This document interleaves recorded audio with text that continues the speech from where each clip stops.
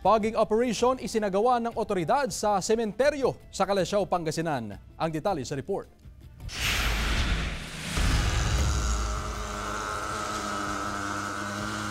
Binugahan ng usok ang bawat sulok ng sementeryong ito sa Calasiao, Pangasinan magtatanghali kanina. Pinangunahan ng Sanitary Division ng Municipal Health Office ang fogging operation, katuwang ang mga opisyal ng barangay na nakasasakop sa sementeryo. Pinangunahan ng Sanitary Division ng Municipal Health Office ang fogging operation, katuwang ang mga opisyal ng barangay na nakasasakop sa sementeryo. Layo ng operasyon na maitaboy ang mga lamok, lalo't may mga namuo pa ring tubig sa ilang bahagi ng sementeryo.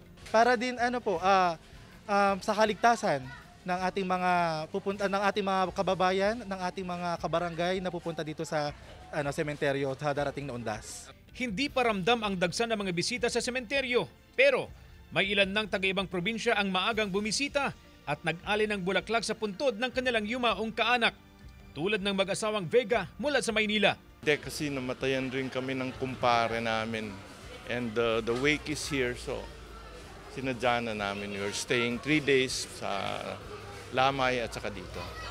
Magsasagawa rin ng fogging operation sa sementeryo ng Barangay Bunlag bukas October 30. Samantala, minamadali ring ayusin ang apartment type na himlayang ito sa Calasiao bago ang undas. Dito dinadala ang mga abo ng mga yumao.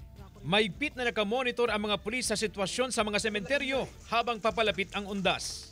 Isa pa po, iwasan po nating dalhin po yung mga bata sa mga panahon na yun kasi po nakikita nyo po yung mga makikipot po talaga ang daanan po dito. Kasama si Jing Dakanay, CJ Torida, One North, Central Luzon.